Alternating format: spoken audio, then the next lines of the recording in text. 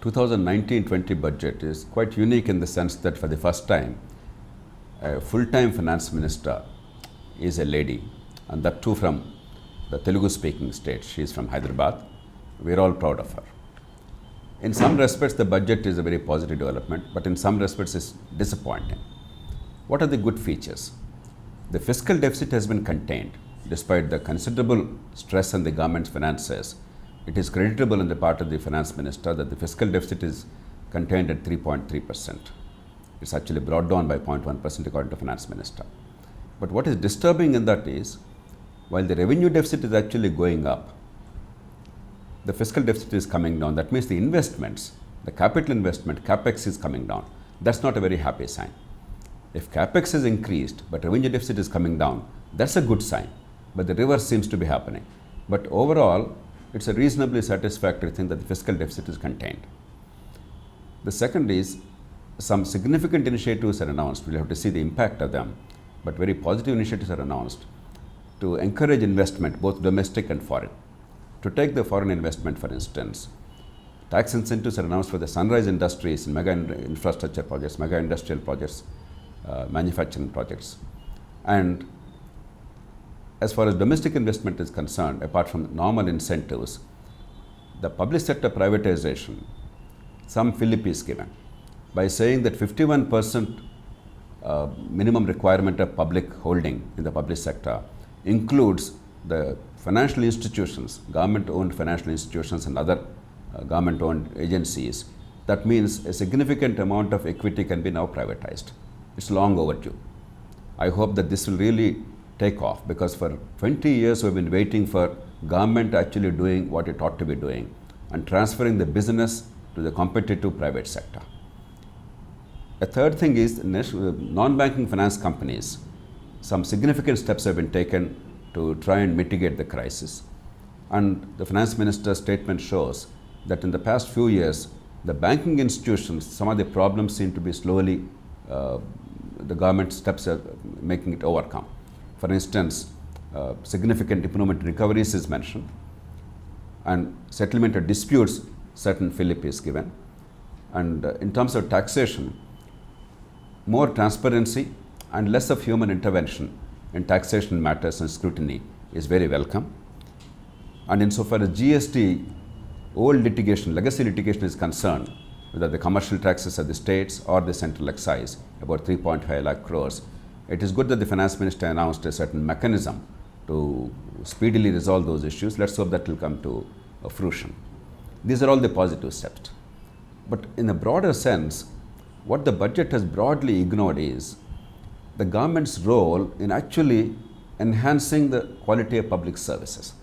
We pay taxes to the government not merely to be a regulator, not merely to collect taxes, not merely to provide incentives to private sector. All these are necessary, no question about it. But the government has to take care of our collective needs, the infrastructure, rule of law, education, healthcare in particular. In all these, the allocations or the direction are deeply disappointing. Take infrastructure. The government's commitment is 100 lakh crore, 1 crore rupees investment in 5 years' time in infrastructure sector. What are the allocations? There is simply no significant increase. In fact, it's very marginal. Railways, government budgetary support 68,000 crores. Railways are decrepit in the country. National highways 36,600 crores. Other roads 45,800 crores. The much talked about urban rejuvenation program 13,000 crores. There's a lot of talk and a lot of acronyms and slogans, but relative to India's needs of infrastructure, the government's investment is very, very paltry. When we are spending about 7 lakh crores by way of interest repayments every year to the banks or to the institutions and to the lenders, 7 lakh crores almost. For all these infrastructural heads I mentioned, the government is spending only about 1.6 or 1.7 lakh crores. 1/4 of the money we are spending on interest payments is what we are spending on infrastructure and building the future.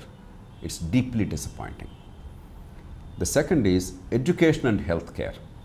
Budgetary allocations are paltry and there's no sense of direction. Take healthcare. healthcare is abysmal in the country. The government announced with great fanfare a program to cover the health security of 50 crore people of India, more than 10 crore families of the country. But allocations are paltry, either for primary health or immunization and disease prevention or secondary health care or for this Prime Minister's Swasth Bima Yojana or whatever. And education, after a tall talk, all that's allocated for improving the quality of higher education is 400 crores. There's much talk about the National Research Fund. We'll have to see how actually that will work. But relative to the crisis, the magnitude of the crisis and India's status as one of the weakest countries in education, healthcare infrastructure, the government's efforts in terms of direction or allocations are abysmally poor. The third area that is disturbing is agricultural crisis. In fact, much of the last year's electoral battle was fought on agricultural crisis, though it was taken over by national security matters. The real issues were agricultural crisis, agrarian crisis, and joblessness in the country. But to tackle agricultural crisis, nothing significant has been launched by the government, despite the impressive mandate. One would have expected a massive effort to give a boost to agro-processing and value addition. Retail chains to come in a big way so that the farmer gets a significant share of the end price. Today, farmer gets 25 to 30%, whereas in case of retail chains, when market chain is compressed, the farmer will get about 70%. No such effort. Storage and pledge credit, pledge loans, so that the farmer has the staying capacity, and when the market turns better, the farmer can benefit. Today, farmer has no capacity to store food grains or any other commodities and get the benefit of price when the price rises. None of the significant things required to rejuvenate agriculture are talked about. Talking merely about increasing incomes or doubling farmers' incomes is a slogan, without the substantive steps to actually enhance the incomes through market mechanisms. And finally, one disturbing thing not talked about in the media is, we'll have to see deeper what is happening. The total transfer to the states from the union budget seems to have significantly come down this year.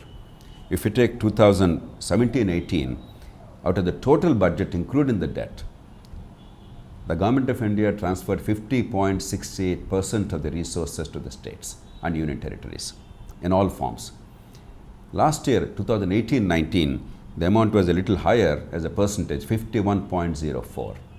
In this budget, according to government's own calculation, I am quoting the government figures, it is 47.70%. It's inexplicable. Where exactly is this fall coming? If the Government of India does not invest in the key sectors, particularly education, healthcare, service delivery, rule of law, and if the states are denied more resources, then there is a crisis. Alarm bells must be ringing. The states must look at it very deeply and see why there is a significant fall in the transfers from Government of India to states to a tune of 3.5% suddenly in 1 year. I hope that the union government and the states will sit together and look at the deep crisis on account of government's failure in delivering the basic services and infrastructure and address these challenges instead of merely making budget a spectacle.